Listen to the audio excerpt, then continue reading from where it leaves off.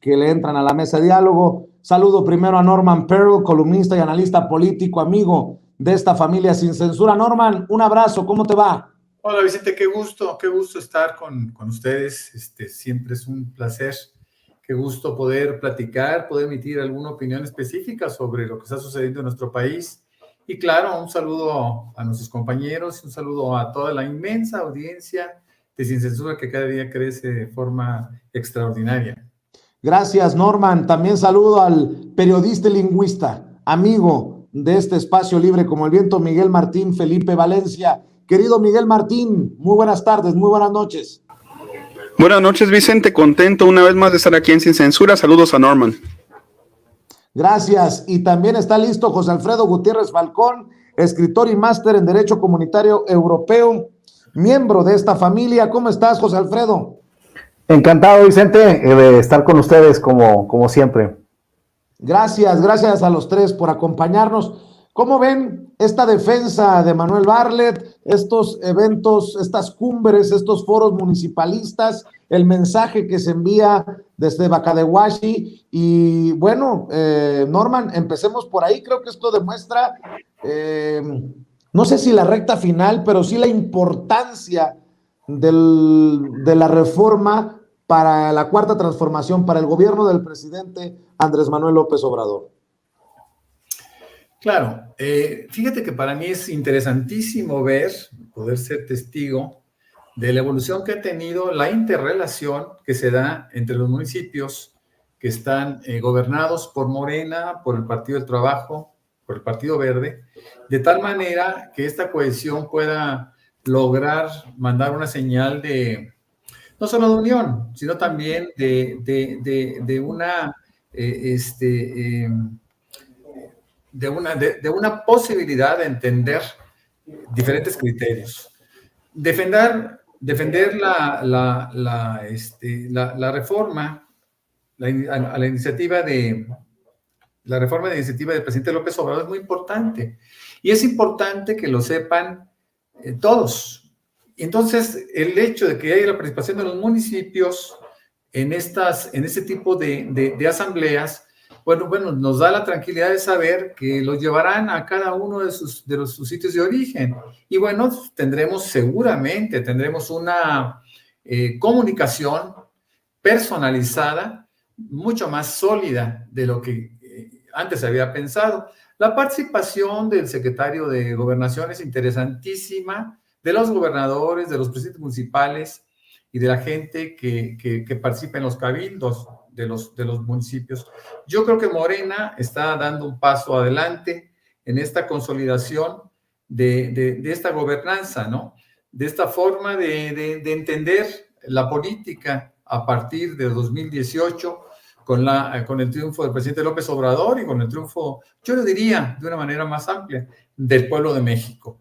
De tal manera que pienso que esto que está pasando es un fenómeno interesante, es algo que podemos ir, que es plausible y que podemos ir pensando que va a dar resultados, sobre todo en unos días cuando sea votada la iniciativa para la reforma eléctrica. Y creo que es importante ponerlo en términos reales a la gente de abajo. Se habla de arriba, de abajo. Bueno, creo que el gran respaldo a la reforma eléctrica tiene que venir desde abajo, Miguel Martín. Es que nunca había sido tan significativo, Vicente, el tomar en cuenta a la gente de abajo, porque pues realmente no era lo mejor para los regímenes anteriores. De hecho, pues si lo vemos y lo comparamos con cómo se hubiera manejado toda esta información en los medios corporativos, en Televisa, por ejemplo, pues imagínate, estarían dando la información totalmente sesgada, la gente no estaría interesada en participar, porque esa es otra cosa muy interesante, y eso es inédito. Cuando habíamos visto que el pueblo como tal, que la gente levantara la mano en las calles, en las comunidades, y dijera, yo defiendo la reforma eléctrica, yo defiendo el litio, yo defiendo la soberanía energética? Entonces, pues este tipo de cosas son nuevas, ¿no? En una sociedad que se está politizando cada vez más. Ahora, lo interesante también, y creo que tú lo resaltabas, es que pues Morena a nivel de movimiento, no de partido, entiéndase, el movimiento es en las calles. el partido pues ya es en el legislativo, ¿no? En los poderes, pero el movimiento está en las calles y eso es lo que hizo realmente pues que el presidente tuviera el éxito que tuvo durante la campaña, eso es lo que lo hizo salir electo, eso es lo que llevó a la gente pues a buscar una respuesta al hartazgo social, ¿no? Cuando el hartazgo social llegó a masa crítica, entonces pues este movimiento tomó muchísima fuerza y aparte de hacerse sentir en las calles, pues se sintió también en redes sociales, ¿no? ¿Qué sucedió durante la pandemia? Un poco a lo mejor, no sé, igual estar, no sé si confiados, relajados, pues creo que el movimiento dejó de estar en las calles, dejó de hacerse palpable en las calles y parecía que solo era un movimiento de redes sociales. Y entonces, pues ahora creo que está perfecto que la dirigencia pues se ponga las pilas en este sentido, recuerde que hay bases, durante mucho tiempo estuvimos diciendo, es que ¿dónde están las bases de Morena? Es que ¿por qué no hay una comunicación con las bases? Porque parece que el partido está desconectado de las bases. Bueno, pues yo creo que este tipo de dinámicas que están propiciando este tipo de encuentros, pues es el reconciliarse con las bases o bien el recordarles a las bases que es un movimiento muy sólido, muy poderoso, que todavía tiene mucha fuerza y que lo de las redes sociales es la punta del iceberg, porque considero yo que en las calles es donde realmente se ve ese respaldo o se ve esa fuerza de un movimiento social. Y qué bueno que se esté recordando, como lo dije desde un principio, que no es solo un partido político, que es un movimiento social. Eso es lo importante, porque el movimiento social implica lucha social tomando en cuenta a los estratos más bajos que nunca habían sido tomados en cuenta. Recordarles a los estratos bajos, recordarle a la gente de a pie que su voto cuenta, que su voz es escuchada, creo que es un muy buen paso con miras a todo lo que se viene en términos no nada más de la reforma eléctrica, sino también, por ejemplo, de respaldar el Tren Maya, de respaldar también el nuevo aeropuerto Felipe Ángeles y también, pues, ¿por qué no?, la revocación de mandato y las elecciones. O sea, todo, con miras a todo esto, creo que un nuevo despertar del movimiento y no tanto del partido político. El partido político tiene asegurada obviamente, pues su supervivencia porque hay muchos diputados en el poder, porque hay muchos senadores, porque está el propio presidente, pero el movimiento es el que no se debe de perder, no se debe de perder el rumbo y esta es una buena manera. Creo que es un buen tiempo igual y si nos ponemos exigentes podríamos decir que es un poco tarde, pero tampoco viene mal. Creo que el retomar el movimiento desde sus orígenes, desde sus bases, es un buen aliciente para que empiece a agarrar nuevamente esta maquinaria de lucha social, nuevamente que empiece a agarrar fuelle y para lo que venga. José Alfredo, tú estudias a nuestros pueblos indígenas y se me viene a la mente cuando digo apostarle a la gente de a pie, a los de abajo para salir en defensa de la reforma eléctrica, pues de Tata Lázaro y de aquella unidad nacional en tiempos de la expropiación petrolera. En este caso sería la nacionalización del litio, el reclamar la soberanía energética en momentos en que vuelve a romper récord la situación de la electricidad, el precio por kilovatio en España, por ejemplo, y son momentos en los que las empresas españolas también están viendo en riesgo sus intereses por esta reforma eléctrica en México, José Alfredo. Definitivamente Andrés Manuel López Obrador una vez más se coloca en esta posición de estadista y logra despertar el interés de la población total en el tema. Como dice Miguel, parece que reaccionó tarde el partido, pero qué bueno que ya lo hizo, porque la verdad siempre veíamos a un presidente muy por encima de la altura del partido y a un pueblo muy por encima también del partido Morena. Qué bueno que estén ya con un poquito de vergüenza tratando de emparejarse, un poquito de apuro. Y esto viene de una pues trayectoria de democracia participativa impulsada por el presidente Andrés Manuel López Obrador desde que fue jefe de gobierno de la Ciudad de México. Hizo 5 consultas sobre su permanencia en el poder, sobre el costo del boleto del metro, sobre el cambio del horario. Después, siendo presidente electo, nos consulta sobre el aeropuerto. Decidimos los mexicanos que no debía continuar este proyecto y después nos pregunta sobre el juicio a expresidentes. Creo que ha ido increciendo esta democracia participativa en México, y la verdad es que se lo debemos todo al impulso que da Andrés Manuel López Obrador. Y en este caso, hablando del tema indígena, Vicente, créeme que las asambleas que se han realizado para cualquier tipo de proyecto, llámese Tren Maya, llámese tren transísmico, dentro de este gobierno, ha ido también activando un músculo que pues no se tenía no se tomaba en cuenta, pero para nada. Y ahora, sabiendo que los pueblos originarios, entre los pueblos originarios hay 25 millones de personas que se asumen como indígenas, como de los pueblos originarios, pues bueno, ahí tenemos un voto interesante para lo que se ofrezca en esta democracia participativa, para exigir también, porque ahora los pueblos indígenas, tanto en Oaxaca como, por ejemplo, en Sonora, pues ya están disponiendo de presupuesto público, ya se les está dando autonomía, ya están decidiendo sobre qué hacer con su territorio, con sus distritos de riego. Entonces, estamos viendo una transformación muy interesante que viene desde abajo, y creo que nos toca aprender un poquito, seguirle el ejemplo a quienes estamos en la clase media baja, media y media alta, de voltear a ver lo que están haciendo los pueblos indígenas, cómo se están organizando y cómo están participando activamente en la decisión en total cogobierno con la Cuarta Transformación Nacional. Entonces, lo que dices es muy interesante, y sí hay un despertar en la base, que seguramente lo vamos a estar viendo en los próximos temas, como la reforma energética y como en la revocación de mandato. Fíjense en otro tema, fíjense que la oposición, Norman, ha intentado posicionar esta narrativa de que el gobierno de López Obrador es igual o peor de corrupto que los otros gobiernos, que la familia del presidente se aprovecha de los privilegios, que López Obrador es lo que tanto criticó.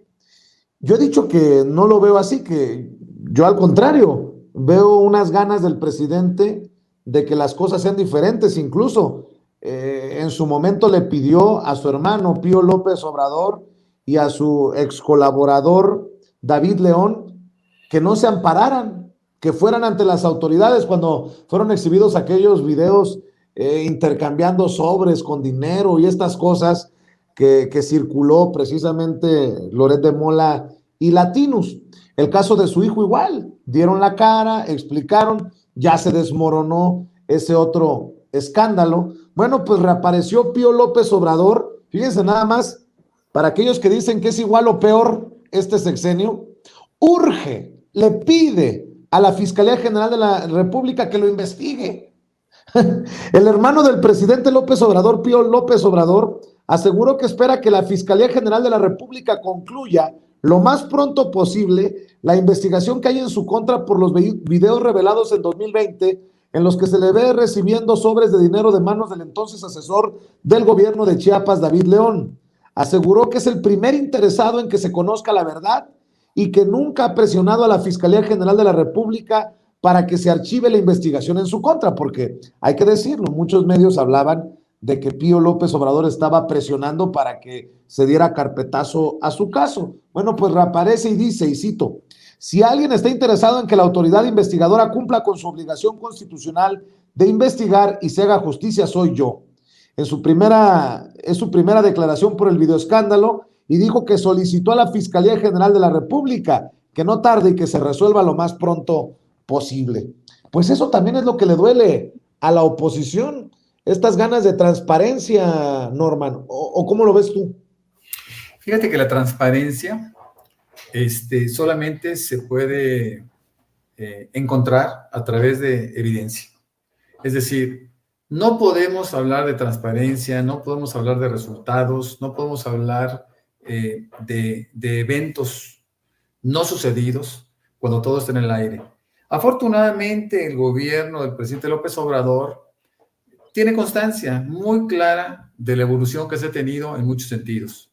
Si nosotros partimos de de la parte económica que tanto les duele y que tanto les interesa a grandes grupos de interés en este país, pues podemos también decir que nunca se había cobrado 1.500.000.000.000 de pesos de adeudos atrasados, que nunca se había podido financiar con tan facilidad 500.000 millones de pesos de programas sociales, que nosotros no hemos tenido, a pesar de la pandemia, tropezones como país, en donde salga un presidente a decir, señores, sobre todo a las clases bajas, a las clases populares, apriétense los cinturones, porque eso nos dijeron toda la vida, salían y nos decían, a ver, el pueblo ahora sí se tiene que apretar los cinturones. ¿Por qué? Porque vamos a tener que ahorrar y vamos a tener que mantener una posición de austeridad, pero para el pueblo, solamente para el pueblo. Nunca se había visto una seguridad económica en la gente más humilde de este país. Nosotros no hemos visto en este país, en este gobierno, a partir de 2018, no hemos visto ningún caso de sobresaltos en las calles, no ha habido saqueos de supermercados, no ha habido absolutamente nada que tenga algo que ver con lo que se había previsto en la parte, es decir, en la fase inicial de este gobierno. Ustedes recordarán que por ahí Loret de Mola y compañía, y le hacía también segunda Felipe Calderón, decían que el peso se iba a ir a 25, 30 pesos, ¿no? Bueno, se ha mantenido en igual o mejores circunstancias que como lo recibió el presidente. Es decir, si nosotros hacemos un análisis de todos y cada uno de los capítulos, por decirlo de alguna manera, de la parte económica, nos vamos a encontrar que nunca estuvo mejor este país. Entonces, tenemos que ser objetivos, y la objetividad, insisto, descansa en la evidencia. No podemos seguir pensando en los dichos, en el yo pienso, en el yo creo, en el yo juzgo. No, no, no. Ahí están los datos. Si quieren transparencia, ahí está la información. Solamente no se ha tenido un crecimiento en el Producto Interno Bruto, y lo aclaró muy bien el presidente de la República, que esto no significaba desarrollo económico. Eso significaba simplemente un índice que yo alguna vez recordando lo que había sucedido en el mundo, en Irlanda, en la República de Irlanda, se tuvo un crecimiento del PIB de 23%, de 2.300% en una ocasión. Y eso no repercutió ni en empleos ni en sueldos, ¿no? Lo mismo sucedió en Estados Unidos, que no repercutía en los salarios. Es decir, cuando se habla, por ejemplo, del ingreso per cápita y nos dicen, es que cada mexicano gana $10,000 al año, pues eso no es cierto, porque la desigualdad que se da en el mundo, y concretamente en México todavía, es que algunos reciben mucho dinero y otros reciben muy poquito. Lo que a mí me da tranquilidad es que la gente más pobre está recibiendo bastante más de lo que recibió en el pasado como una contribución a sus esfuerzos en la vida. Es decir, como una contribución a una necesaria justicia que hay con la gente más necesitada. Lo vemos en los países del Báltico, en donde los programas sociales son comunes. Lo vemos en Europa, después de la Segunda Guerra Mundial, en Alemania, etcétera. Pero ya se puede hacer. En Estados Unidos el presidente Biden puede repartir $6 billones, tirarlos, repartirlos en cheques a toda la población. Pero en México no se le puede dar a un adulto mayor una pequeña cantidad que pueda de alguna forma atemperar la pobreza, ¿no? Entonces yo creo que tenemos que ser objetivos cuando se haga un juicio sobre este gobierno. Nunca tuvimos una presidencia de esta envergadura, nunca tuvimos una presidencia con este éxito popular y nunca tuvimos a nadie que fuera tan querido y tan apoyado por el pueblo. Esto debe quedar muy claro. Nada es gratis, nada es gratis. El pueblo de México entiende perfectamente bien cuál es su circunstancia y saben qué es lo que está viviendo. Así es, nunca antes tuvimos a un presidente con esta autoridad moral. Y déjame plantearte, querido Miguel Martín, esto que leo, ya que estaba hablando de la relación con Estados Unidos, el querido Norman, la corrupción limita el combate al lavado en México, alertan desde Estados Unidos. esta visión del imperialismo, del ser los policías del mundo, continúa en Estados Unidos. El Departamento de Estado de Estados Unidos, en el segundo volumen del informe sobre la Estrategia Internacional de Control de Narcóticos, señala que el combate al lavado en México se ve obstaculizado por la corrupción, la falta de capacidad de investigación y por la carencia de cooperación interinstitucional. Aseguró que aunque las autoridades reconocen el abuso en ciertos sectores por parte de los lavadores de dinero, las respuestas de las fuerzas del orden están limitadas por la corrupción y la falta de capacidad. Sostiene que según la base de datos del Consejo de la Judicatura Federal, en 2018 solamente se presentaron 9 condenas por lavado de dinero, 19 en 2019 y 3 en 2020, lo que demostraría el bajo nivel de persecución contra este delito. Destaca que a estos problemas se han sumado resoluciones de la Suprema Corte de Justicia de la Nación que han obstaculizado la lucha en contra de ese delito. Nos vamos a comer las uñas, no va a poder dormir el presidente porque Estados Unidos nos está evaluando mal, querido Miguel Martín, en pleno 2022, en pleno siglo XXI. Give me a break, como dicen en inglés. Hasta donde sé, Vicente, creo que eso significa no mamen, pero sí. Básicamente. Bien bajado el balón. Pues sí, ¿sabes qué es lo preocupante? Que esa narrativa está inserta en los medios corporativos y en la industria cultural. O sea, en la industria cultural, pues también nos hacen ver a Estados Unidos como el héroe del mundo.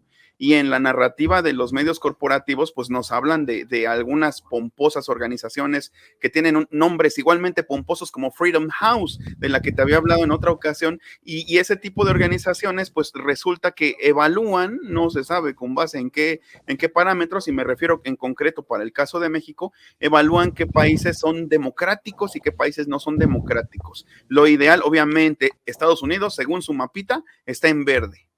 Y México está en amarillo, ¿no? Entonces, pues ya nos quemaron, ya nos señalaron como un país donde la democracia, pues no se vive plenamente, ¿no? O sea, vale gorro que haya ganado Andrés Manuel con una mayoría apabullante en unas elecciones que fueron transparentes, porque ahí estuvimos cuidándolas, por cierto. Nos volcamos tanto a votar como a cuidarlas. Vale gorro que el presidente, como tú mismo dices, pues esté introduciendo el tema de la moral en estos tiempos en los que pues teníamos regímenes, que son amorales, que son antidemocráticos, que son también anticulturales, igual, porque querían borrarnos todas nuestras culturas primigenias para convertirnos simplemente en consumidores. Entonces, se burlan del presidente, ¿no? Por meter las cuestiones de la moral en la política, ¿no? Porque la política se había vuelto una actividad tan cínica que hablar de moral era de risa, porque ya sabíamos que el ser político pues era carecer de cualquier cualidad humana prácticamente, porque era para llenarse las bolsas. Y pues basados en esto, en toda esta narrativa y en gente que le hace el caldo gordo a Estados Unidos considerándolo una autoridad y que quiere ir a acusar al presidente con Joe Biden, que insta a Joe Biden que le jale las orejas supuestamente a Andrés Manuel, cuando creo que pues lo que le jala las orejas de inicio a Joe Biden pues es su popularidad, que no las tiene todas consigo, pero pues yo creo que parte de la soberanía, no solo se habla ahorita de la soberanía energética, ¿no? Pero creo que tenemos que ponernos muy firmes en esa soberanía a secas para ya quitarnos toda esta narrativa que a mí también igual me escuece, a mí me arde, me causa pues mucho ruido, mucho escozor. El que todavía a estas alturas se ande hablando de Estados Unidos como una autoridad moral y se ande, digamos, tomando en cuenta a este tipo de organizaciones como la que te decía, Freedom House, como organizaciones que tienen de manera unilateral esa calidad o bien, no sé, cualidad moral de juzgar si México está apto para algo o no lo está. Creo que ya basta de toda esta injerencia, ya basta de todas estas evaluaciones unilaterales y pues creo que la forma en la que el presidente se maneja, me refiero en cuanto a la política exterior, pues ya les va dando afortunadamente pie a cada vez menos de este tipo de cuestiones. Ya acabaron los tiempos del come si te vas. Querido José Alfredo, el presidente Andrés Manuel López Obrador, por cierto, advierte campaña contra el Tren Maya por pseudoambientalistas. El presidente advierte campaña contra el Tren Maya por pseudoambientalistas. Señaló que existe una campaña de pseudoambientalistas y sus voceros en contra de la construcción del Tren Maya. Compartió una imagen en donde aparece en un helicóptero sobrevolando la zona donde se construye el Tren Maya, en donde destaca que, contrario a lo que señalan los críticos del proyecto, el impacto será contrarrestado con la siembra del doble de hectáreas afectadas. Dice el presidente, en 1,500 kilómetros del tren solo se impactarán 100 hectáreas, la mayor parte acahuales. Sin embargo, al mismo tiempo se están reforestando 200,000 hectáreas. Indicó que este proyecto también estará acompañado de la siembra de hileras de árboles flor y 3 grandes parques naturales. Se van a crear estos 3 grandes parques naturales en 18,000 hectáreas y en las orillas de las vías se sembrarán hileras de árboles flor como Guayacán, Maculí y Flamboyán, dijo el presidente. Querido José Alfredo, campaña de pseudoambientalistas y sus voceros contra el Tren Maya, cuando el tren está para inaugurarse el próximo año. Sí, pues mira, nomás le ofrezco un dato a toda esa gente que está diciendo ese tipo de cosas. Fíjate que Eduardo López Moreno, director de Investigación y Construcción de Capacidades de ONU Habitat, habla del Tren Maya diciendo que no solamente es un tren, es la oportunidad, él lo ve como la oportunidad de un reordenamiento ecológico y de un proyecto inclusivo. ¿Por qué? Porque se llegó a un acuerdo entre la ONU, el gobierno y los pueblos originarios de que el 46% de los empleos que se generen con el Tren Maya, de aquí al término de su construcción, al término a su inauguración, por decirlo de esa manera, el 46% tiene que ser para los pueblos originarios. Entonces, imagínate el orden que se está llevando, se están recolectando cantidades innumerables de vestigios arqueológicos que no se iban a encontrar si no se hacía esta obra. Entonces están haciéndose puentes para el cruce de animales preciosos, para que no tengan ninguna, o sea, totalmente naturados en la parte de arriba, los puentes, además muy anchos, de tal forma que la integración con el medio ambiente va a ser pues casi perfecta, y también pues va a funcionar con energía eléctrica, y además de que va a funcionar con energía eléctrica, va a haber una planta solar para echar a andar el tren. Es decir, además de que va a ser eléctrico, va a haber plantas de energía solar para que funcione el tren con esa energía principalmente, de tal suerte que, bueno, pues quienes digan eso, pues hay que decirles que todo este proyecto está totalmente supervisado por ONU Habitat, y la verdad va a ser un ejemplo de una integración de este plan. Además hay que decirlo, la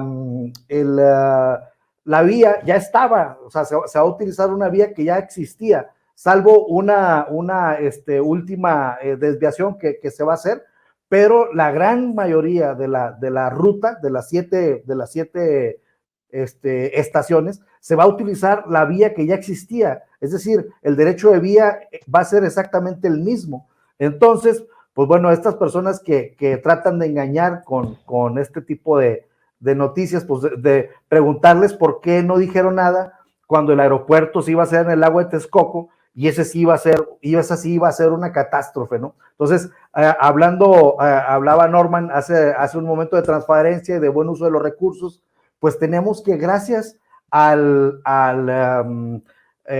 ahorro que se dio por construir, en vez en el lago de Texcoco, el aeropuerto, sino en Santa Lucía, el ahorro que se obtuvo, con ese ahorro prácticamente se está financiando el Tren Maya. Entonces, pues bueno, la verdad es que el Tren Maya es un círculo virtuoso del que nos sentimos mucho orgullo, y estas personas que dicen ese tipo de cosas, pues bueno, como dice el presidente, es porque tienen algún interés oscuro.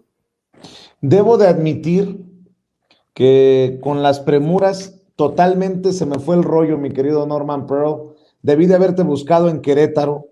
Estuve para la transmisión de esta mañana. Mira nada más cómo terminé. Se nota, creo, la quemadota que nos metimos transmitiendo ahí a ras de piso, ahí en el estadio. Como queretano, necesitas opinar sobre lo ocurrido el sábado, la politización de un episodio cuasi criminal o hasta criminal, como tú lo veas. ¿Cómo ves lo ocurrido en el estadio La Corregidora allá en Querétaro? Mira, Vicente, bueno, yo no soy queretano, yo soy tamaulipeco, soy tan pequeño. Pero, de cualquier manera... Pero queretano putativo, pues. Eso sí, por adopción se oye mejor. Fíjate que para mí, independientemente de la tragedia que sucedió aquí en Querétaro, con motivo del partido entre el Atlas y el equipo de casa, esto ya se veía venir. Hay todo un antecedente, y el antecedente es que nosotros, por ejemplo, en México, a falta de creatividad, importamos hasta el nombre de nuestras porras. Nuestras porras fueron sustituidas por un nombre raro, atípico, que le llaman barras, ¿no? Eso es argentino, eso no tiene nada que ver con nosotros. Bueno, yo veo ahora a los propios jugadores hablando casi con acento argentino, ¿no? Y hay cosas que a mí no me gustan, porque me parece que tenemos nosotros nuestra propia personalidad.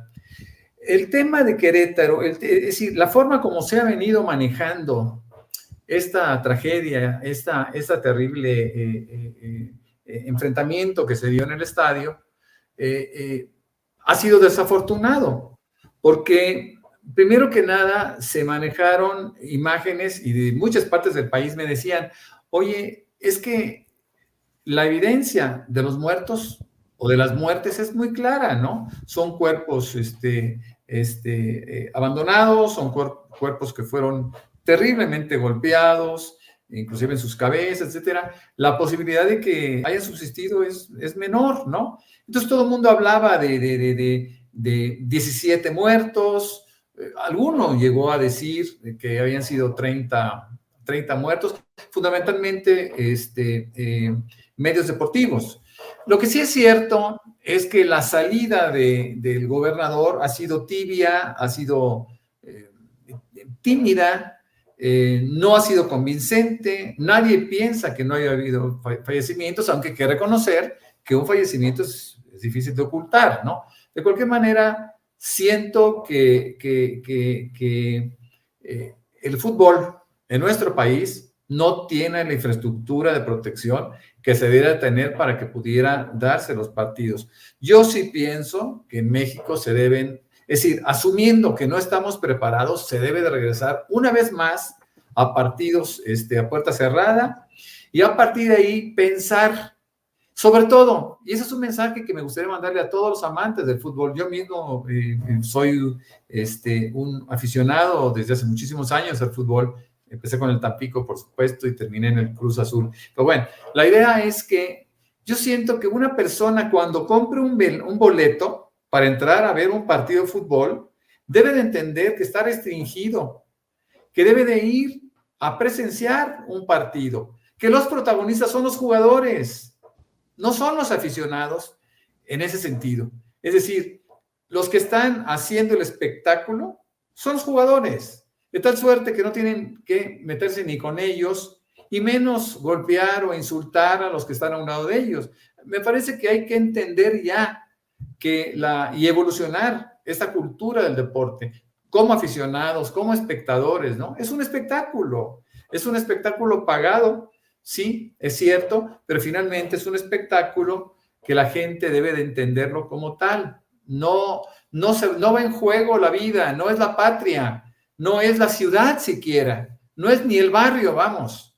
Son unos jugadores que tienen unos propietarios privados, todos los equipos de fútbol son privados, no son de la nación. Bueno, hay que verlos con una pasión medida, no desmedida. Es decir, hay que entender el papel que podemos tener como aficionados y hacer un reclamo a las ligas, a la Liga de Fútbol Mexicana, para que pueda ser una infraestructura que sea, en primer lugar, segura para las personas que vayan, para las familias, para los niños y para todos aquellos que hemos entendido que el comportamiento en los estadios y en cualquier ámbito de la vida pública tiene que ser con una alta responsabilidad. Es una verdadera tragedia que nos marca como ciudad, como Estado, como país y como ser humano. Entonces, no podemos seguir pasando por alto esto. No estamos preparados para tener un partido de fútbol, ni podemos seguir importando conductas del estadio que está en el barrio de La Boca, donde se matan todos los días. No podemos seguir haciendo eso. Esto es muy distinto. Y en ese mismo sentido, tampoco podemos seguir acomodando las cosas para la violencia en las manifestaciones feministas. Con mucho respeto lo digo, Miguel Martín, lo que dijo el presidente es alucinante, que le llega información de que se están preparando con marros, con sopletes, con bombas Molotov para mañana una manifestación o manifestaciones que tengo previsto cubrir aquí precisamente en la Ciudad de México, por lo que significa el 8 de marzo, por lo que podría significar la mismísima manifestación feminista, pero que el presidente diga que nuevamente le están apostando a la violencia, pues igual que, como dijimos, no a la violencia en los estadios, no a la violencia en las manifestaciones feministas. Sin embargo, fíjate a qué se reduce la narrativa del Reforma, por ejemplo, o en general de estos periódicos, ¿no? Que le están diciendo al presidente. De hecho, se lo dijo precisamente Dalila Escobar en la mañana. Le decía que las va a poner a las policías, mujeres a cuidar una pared, ¿no? O sea, al absurdo quieren reducir, creen que el presidente, o sea, lo quieren hacer ver como un tonto, ¿no? Que obviamente le gustan más las paredes, le pueden más las paredes que la integridad de las mujeres, ¿no? Y fíjate, Vicente, que no, salvo la mejor opinión de todos los que nos están viendo y de ustedes también, yo creo que una de las cosas que hacen que estos movimientos, que tienen todo mi respeto dentro de lo que piden, obviamente, pero fíjate que pues lo que yo veo más, pues son personas que están relacionadas con el mundo académico o porril, pero no veo mucha representación indígena, no veo, o sea, por ejemplo, puede haber el caso, no sé, de una mujer en un contexto indígena que a los 22 años ya está casada porque a los 21 decían, según los parámetros de su sociedad, que ya era una quedada si no se casaba. Y a esos 22 añitos, pues tiene un marido que le pega, ¿no? Que la golpea y que le es infiel, pero ella por su apego que le tiene, el respeto que le han inculcado, tenerles a los hombres en general, pues nunca lo va a denunciar, nunca va a tomar parte en una de estas manifestaciones, pero creo que tampoco podría gritarle pinche gata a una policía mujer, como varios videos que vimos, ¿no? Entonces es un asunto creo que muy, muy sangrante en ese sentido, y que lo reduzca nada más a que el presidente lo que quiere cuidar es una pared y que no le importan las mujeres, pues eso es todo, es parte de un jueguito que hace, por ejemplo, que salga Chumel a decirse feminista, imagínense ustedes, o sea, Chumel diciendo que apoya a las mujeres, que es feminista, ¿no? O que es de mega izquierda, como lo llegó a decir con Diego Rusarín, es parte del mismo juego. Ahora todos los conservas, todos los fachos, todas las personas que son defensores del individualismo y por supuesto que odian a los indígenas, que odian a las mujeres, y si no los odian por lo menos no les importan, pues ahora resulta que se hermanan con estas causas, ahora resulta que son feministas solo para hacer ver mal al presidente. Y creo que en este sentido, pues van tapando, van dejando oculto todo esto de que hay artículos que son sumamente dañinos, eso de que sopletes, imagínense, o sea, yo no concibo, o sea, que ¿para qué pueden llevar eso? O sea, son cosas que no deberían estar en una manifestación que es en contra de la violencia, ¿no? Y es obviamente es para provocar, obviamente es totalmente para provocar, pero lo que sí hay que tumbar es esa estúpida hipótesis que están manejando en los medios corporativos de que el presidente reduce esto a un movimiento conservador. Esto no, el presidente nunca dijo que esto es conservadurismo, y al contrario, el presidente está en todo momento diciendo que tienen toda la libertad de manifestarse, pero él en lo que está en contra de lo que está es en la violencia, ¿no? Y en esta hazaña, en esos tweets que se difunden donde dicen cámara, morras, lleven su soplete, lleven su marro, lleven su cincel, lleven sus piedras, lleven sus bombas molotov.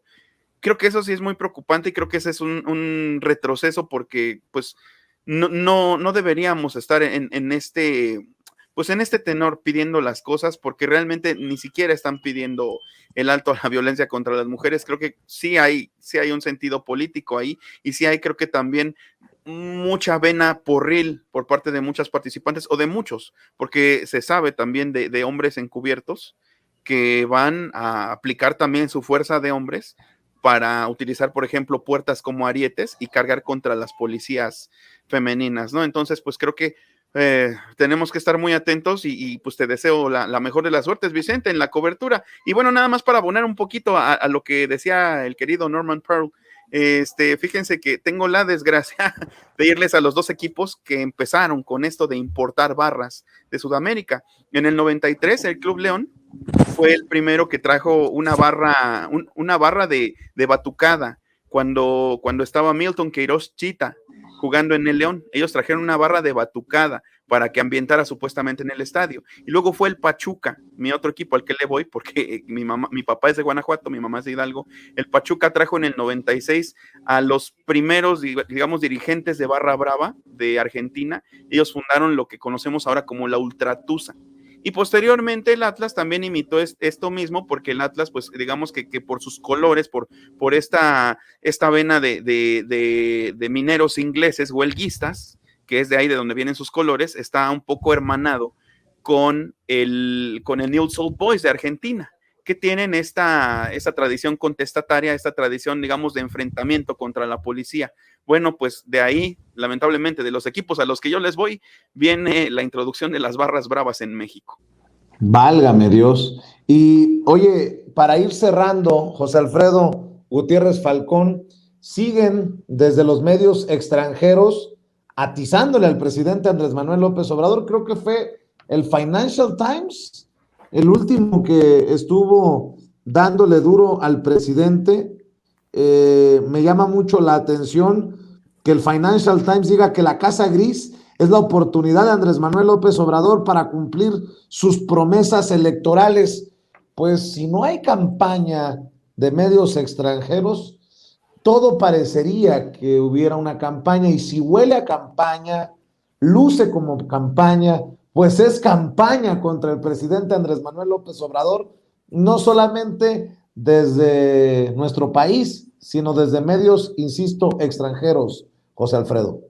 Sí, y incluso yo iría un poquito más al norte, porque esa campaña también podría ser contra el mismo Biden. Por ejemplo, si Biden ya está urgiendo al Congreso para aprobar la ley en favor de los migrantes, pues entonces también hay ya una correlación, y si Biden está ya en sintonía en muchas cosas con Andrés Manuel López Obrador, como el hecho de invertir en Centroamérica, como el hecho de decir que se tiene que unir más la economía, yo siento que el golpe es doble, intenta ser doble, porque en realidad con la Casa Gris, pues ya el que hable de la Casa Gris lo único que puede hacer es el ridículo, ¿no?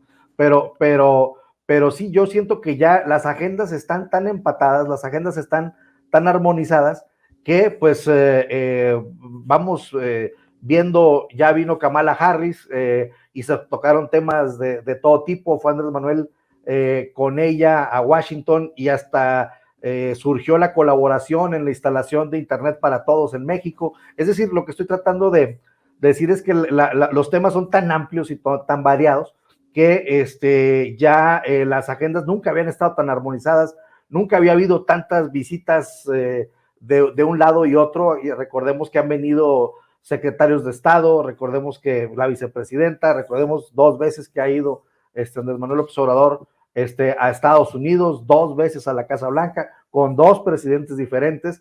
Entonces, tanto con republicanos como con demócratas, Entonces yo siento que también hay intereses en Estados Unidos, pues que tampoco les está gustando tanto esta armonía que se está dando entre México y Estados Unidos. Y pongo otro ejemplo, Andrés Manuel López Obrador, desde el aniversario del libertador Simón Bolívar en el Castillo de Chapultepec, habló de hacer una unión inspirados en la Unión Europea, y en ese mismo momento se pronunció por derribar el embargo económico a Cuba, y luego lo hizo el 16 de septiembre,